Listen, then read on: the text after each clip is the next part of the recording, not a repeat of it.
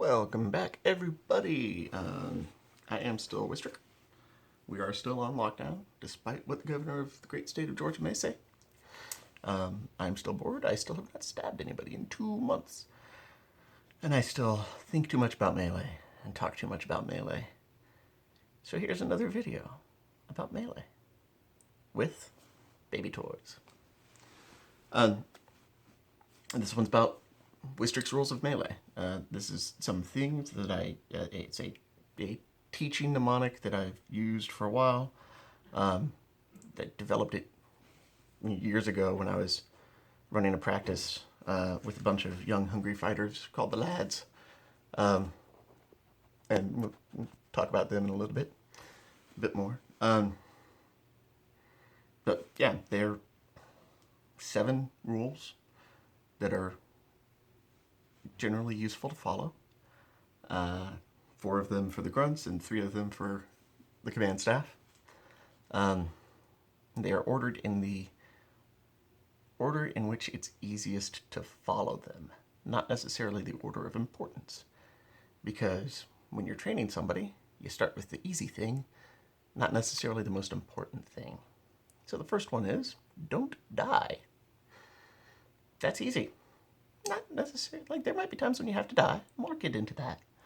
But if we've got our line fight, and Krabby here is going for some glory, and he lunges out and tries to kill the Hadrosaur, and gets himself killed, well, this is now a 2-on-3. He forgot the first rule. He died, and he didn't gain anything for it. Even if he thought he may have been able to gain something for it, he couldn't. And especially for beginning fencers, that's not necessarily a judgment call they're able to make. And they might need to put some trust in their commanders. So yeah, don't die. It's really easy to stand in a line fight and stop any sword that comes at you. You hold your swords at your opponent, and if they come at you, you knock them aside. If you're not trying to kill the other person, if you're focused on staying alive, that's easy. You can do that against a much better fighter. You just stop them from getting their sword near you. You never have to stab them. You just stop them. If that's all you're doing, if Hadrosaur is attacking Krabby, Krabby is got good defense. And all Krabby's doing is blocking, sooner or later, Nemo, remember Master Nemo? She's got the white collar, is going to reach over there and stab Hadrosaur. Then Hadrosaur's died. And then it's 3-on-2. Krabby never killed anybody. All Krabby did was keep himself alive. And it was a pivotal job in this whole fight. All you got to do is not die. So that's the first rule. Like I said, these are in the order of ease to follow. There are sometimes you have to die. But in general, beginning fighters don't know when to make that call. Or at least can't necessarily make that call accurately. Rule number 2 is don't let the guy next to you die. Or the fighter next to you. If Hadrosaur says, oh, Krabby's not trying to kill me, Krabby's not a threat, I'm going to try to kill Nemo. And starts throwing shots over here, and Hadrosaur kills Nemo. Well, now Krabby is just straight up boned, because 2-on-1, assuming that Squid, I think, only has 6 tentacles, Squid, over here, or maybe a starfish, is not able to help out at all. Yeah, no, it's a 2-on-1, because Krabby was protecting himself, but did not stop Hadrosaur from killing Nemo. In a line fight, it's pretty easy to keep the person next to you alive. When somebody lunges at them, you stab that person in the side of the head before they get to you, because Nemo's probably going to fall back and try to parry. And if you see that Hadrosaur is like, hey, I'm gonna stab Nemo, you see them start to like turn and orient a little bit over here, be looking over here a lot. And they go. Krabby just sticks their sword out. Boom! Haha. Hey, Krabby killed Hadrosaur, but really the important thing was keeping Nemo alive. If Hadrosaur starts pivoting like this, Krabby can just feint, wiggle their sword closer to Hadrosaur and get Hadrosaur's attention back. Or if Hadrosaur starts turning like this, Krabby can reach over there and knock Hadrosaur's sword down, and that'll break Hadrosaur's OODA loop, which is probably going to be another class. But that's like an hour-long class when I start talking about OODA loops. But yeah, Krabby can reach over there, just smack Hadrosaur's sword, and that breaks Hadrosaur's OODA loop, and this setup stops. Again, Krabby doesn't actually have to kill Hadrosaur. All Krabby has to do is prevent Hadrosaur from launching his attack. If that's actively defending when the attack starts, or really prevent the attack from landing. So Hadrosaur can attack, and if Krabby can stop it, just knock that sword down, or put their sword into Hadrosaur's face. That's done the job of keeping Nemo alive. If all that Krabby does is when Hadrosaur starts to orient to launch that attack, smack Hadrosaur's sword, well, that's kept Nemo alive, and Krabby is still alive too. Rules 1 and 2 have been followed. Sometimes you have to let the guy next to you die, and that's okay. I was thinking last night about a scenario where that might be the best tactic. If I can make it happen at Goal Force, it will. So, third thing, kill the enemy. Finally, the thing a fighter wants to do most when they get onto the melee field is kill the enemy. Finally, third thing, once you've made sure that you're not going to die and the guy next to you is not going to die, now go ahead and kill that enemy. So, Hadrosaur's frustrated. Hadrosaur's shut down. Hadrosaur can't get over here to kill Nemo. Hadrosaur can't get through Krabby's defense. Now, Hadrosaur's going to overextend. Hadrosaur's cranky, so Hadrosaur's like, I'm super going to kill Krabby. Because eventually, the other fighter gets impatient. This is true in one-on-one. This is true in melee. The other fighter gets impatient. They overextend either at Nemo or at Krabby. Either way, they have now committed the carnal sin of lunging into the middle of the line fight. And they take one in the side, or they take one in the face, depending on who they lunge at. If you remember, if you watched the Book of Four Things videos, and the fourth thing, going through the line, hey, oh, Hadrosaur just died. Here's that opportunity as Hadrosaur comes out and says, I am dead. And Pink Dinosaur says, wait, did Hadrosaur just die? Of Krabby can go right in, and then Krabby gets to kill more people. But all Krabby had to do was stay alive until Hadrosaur made an error. And then, if Krabby is the one that makes the error, lunges out there, Krabby gets his team killed. If Krabby can frustrate Hadrosaur until Hadrosaur makes the error, then Hadrosaur dies, and then Krabby gets to kill, and life is great. But it takes that level of patience. So waiting to kill the other person, getting through, don't die, don't let the person next to you die, kill the enemy, it takes a lot of work to get, it takes a lot of self-discipline to get to that point. And killing the other person is difficult because they might be defending themselves. And Hadrosaur might be defending themselves really well. And Pink Dinosaur might be covering Hadrosaur really well. And, what are you going to do from there? It's difficult to get through and successfully kill somebody in a line fight. In a melee, in general, it's still difficult to kill somebody because they have teammates. If melee is just one-on-ones, it's not melee. But the whole point of melee is you have teammates and you help each other out and defend each other, and then the downside is that the person you're trying to kill has teammates. So it's difficult to kill somebody.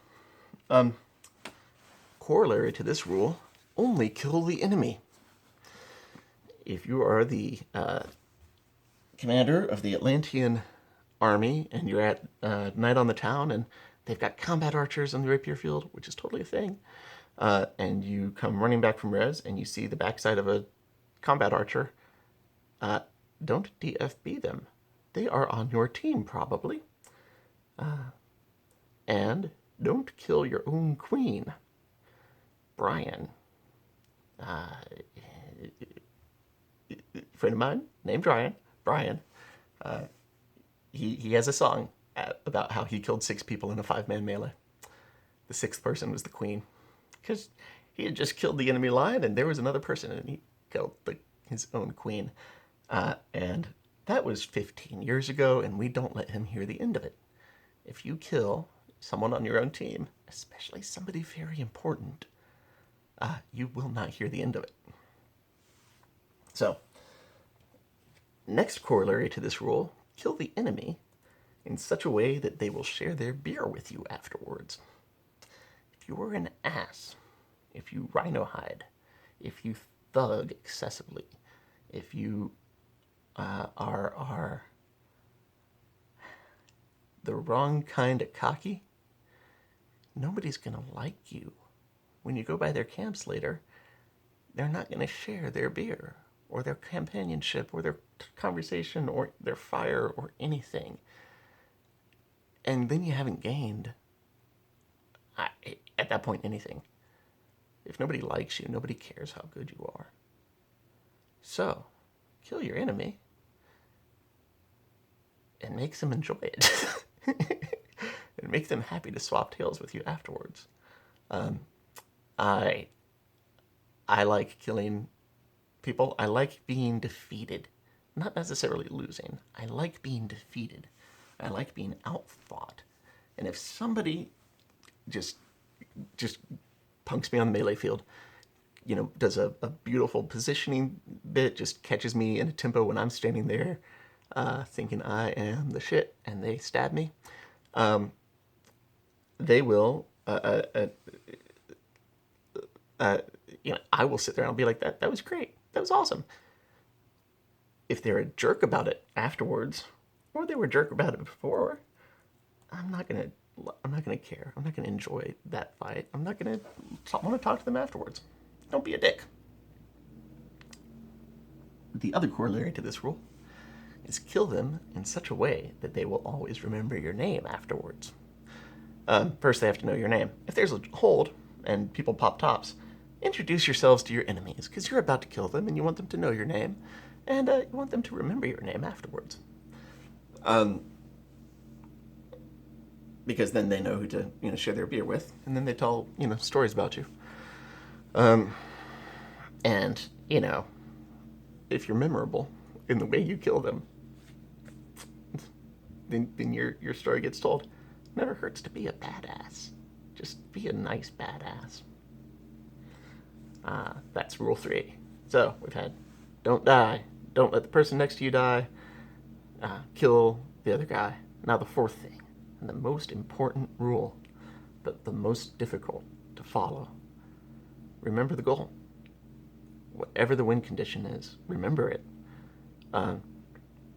If the goal is kill purple, and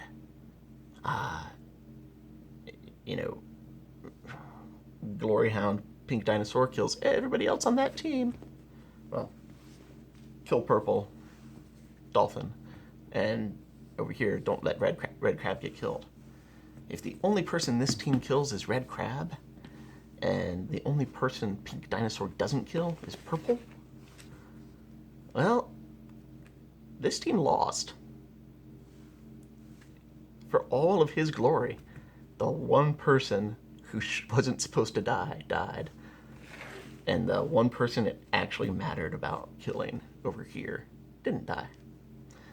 Pink Dinosaur would have been a lot more useful if he had gone, hey guys, I'm going to keep all of your attention, so that Hadrosaur could sneak around and kill purple. That's not killing anybody and doing the most important job on the field. Right? Taking away purple's protection. Killing purple's, the goal, but you got to make it doable, and part of that is, maybe you stand there and keep everybody looking at you. One of my favorite battle cries ever is "I'm a distraction." I was at an event, and a buddy of mine and I were coming up on an alley that had 3 or 4 people in it. But we were coming at it from 2 different ends. And we were the only, it was 2-on-4, 2-on-3. And as we're coming, he yells, "I'm a distraction!" And they all turned. And I TFP'd. He didn't kill anybody, but he had play of the game on that one. It was great. I loved it. So yeah, remember the goal. The most important thing you do might be just not killing a single person. And if that's your job, then that's the job you do. The goal may be a doorway fight, and then you're trading lives for ground. So your job then is to die, right? If I come up here and fight, and kill Nemo, I mean, that's good, but it takes time. And if it's a doorway fight and about gaining ground, it's probably a timed battle.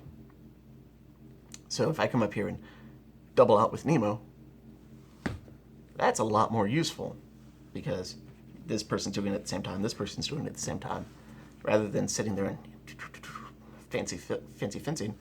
Just you're gonna die. Make sure you take somebody with you. Don't clobber them, but take somebody with you. It's more effective use of your moment there than all the fancy fighting and maybe getting 2 kills in a minute. Get 1 kill. Go res. So yeah, that might mean, it might mean you have to die. It might mean you should not die. It might mean, what I'm thinking of is a battle that is get as many people out of a space as possible. And I want to do this in a town, in a very complicated town.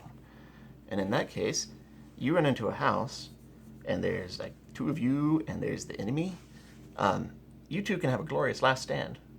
Or Hadrosaur can say, "Pink Dinosaur, you got this," and run. And Pink Dinosaur's gonna get murdered. But Hadrosaur's running for the exit. Hadrosaur's scoring a point. If they both stand here and fight,